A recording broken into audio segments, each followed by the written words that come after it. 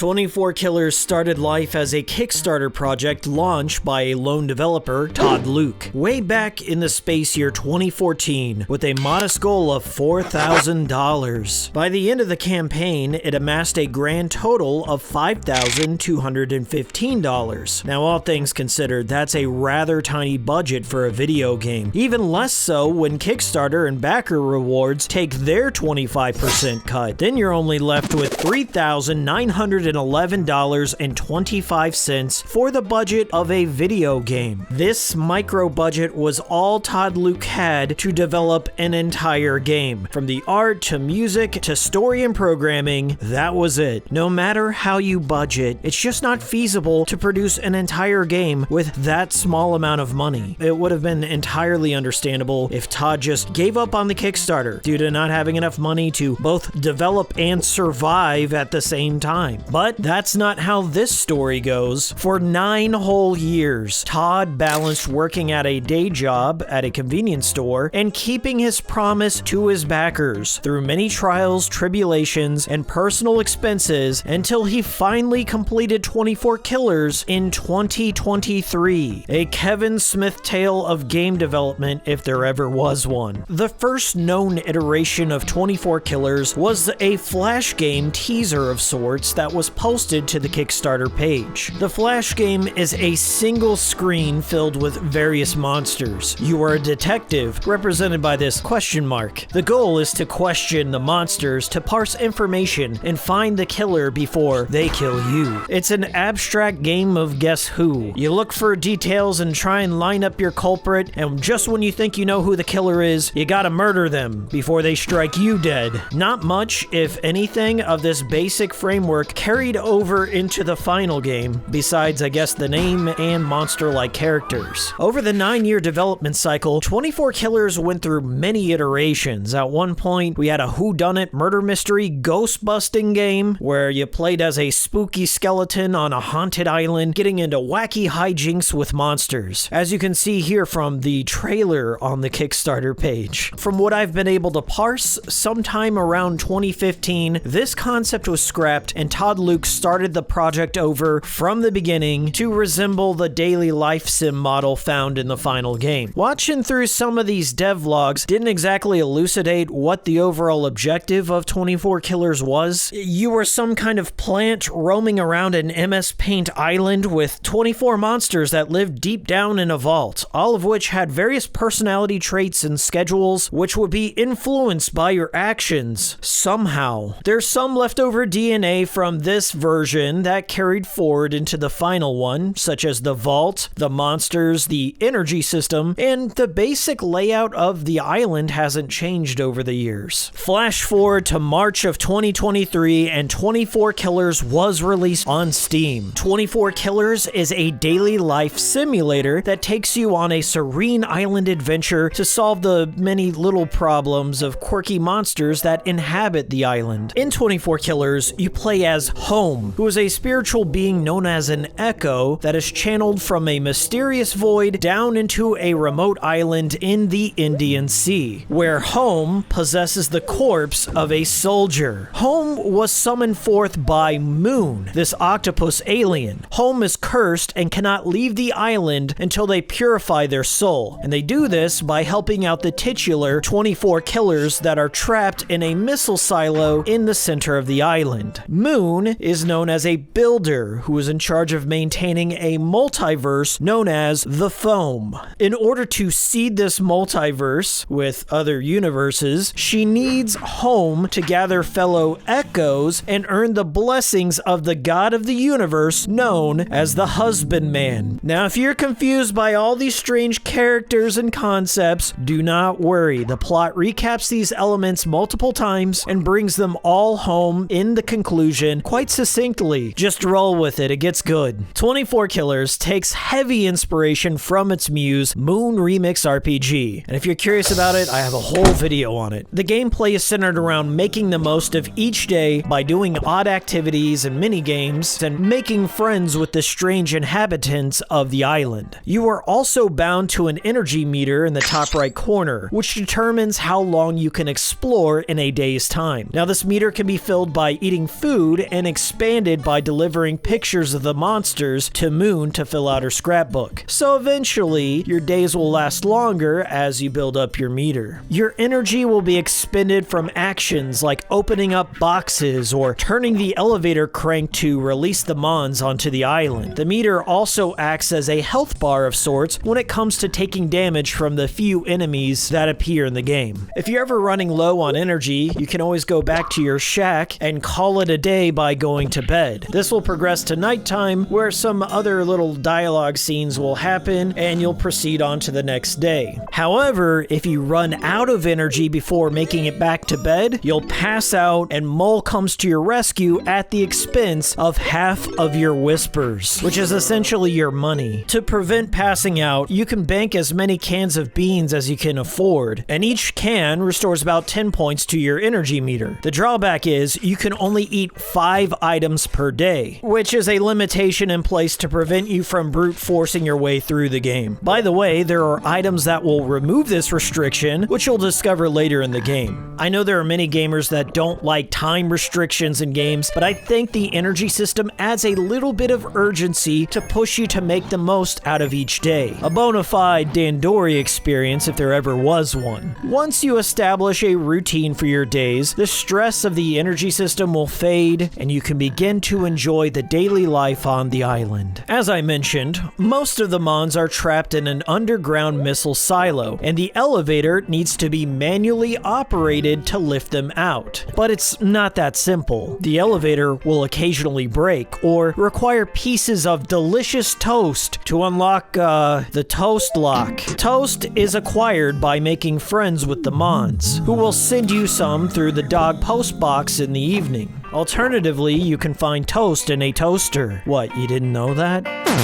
After Home has satisfied the mons by fulfilling their requests or playing a minigame, Home will take a picture of them, which will be developed in Moon's ship. Once the picture is developed, Home will gain the ability to transform into the pictured mon. Each mon comes with its own ability, which you're given a brief crash course on and let loose to consider its usefulness in terms of the adventure. These abilities will open up many new possibilities for exploration. Some mons can lift heavy objects that are blocking pathways, or they can be used in combat. Others will allow Home to reach previously inaccessible areas of the island, leading to new discoveries. There's somewhat of an in-game economy that revolves around whispers, a spiritual kind of currency. Whispers are found all over the island. Starting out, you can find them as mismatched textures on the ground. As you gain mon abilities, more methods of whisper collection become available to you. The best way I found to collect whispers come through Mole's Lottery, where you can buy some scratch-off tickets for a jackpot of about 100 whispers. Now that doesn't seem like a lot of money, but there are other things you can do to increase your payout. For example, every 4 days, the island will experience a blood moon, which will increase your whisper multiplier. This is the best time to play the lottery. Home can also chug these energy drinks, which also add to the whisper multiplier. Now, if you play it right, you can bank over 1,000 whispers at the lottery at a time, which will fill up the screen with a satisfying glitchy texture.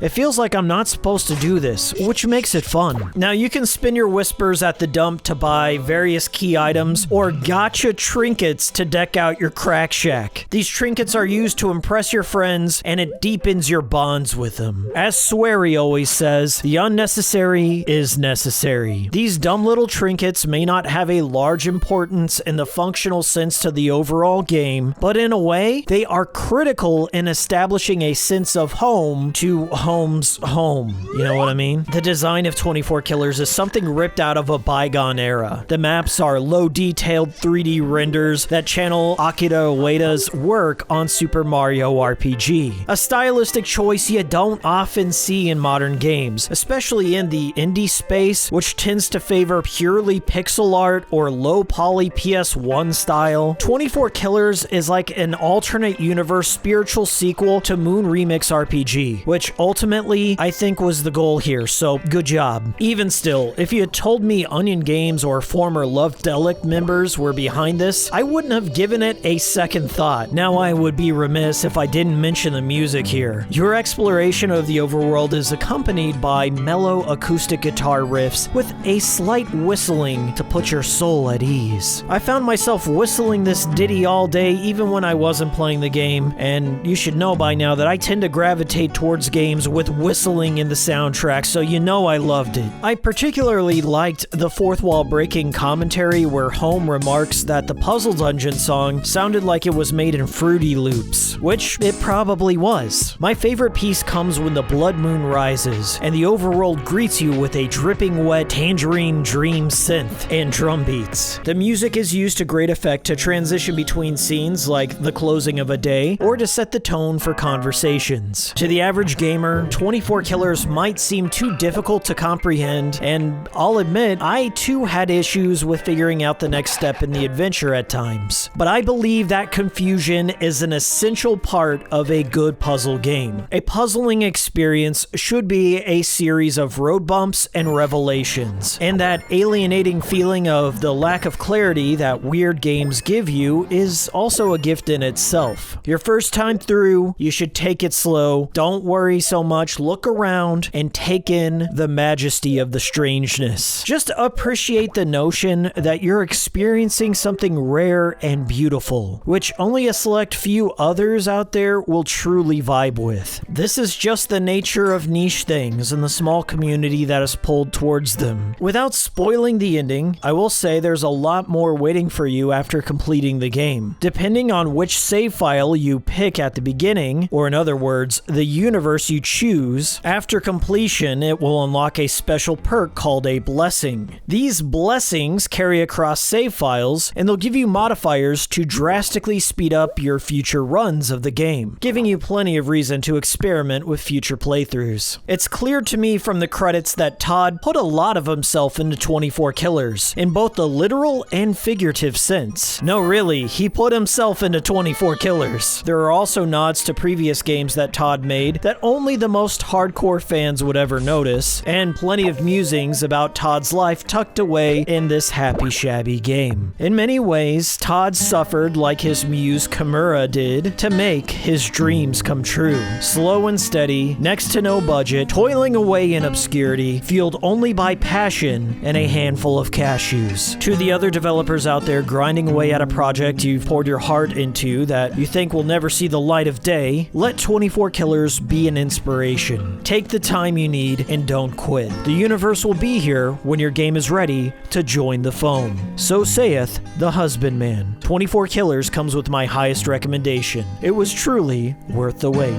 Highway,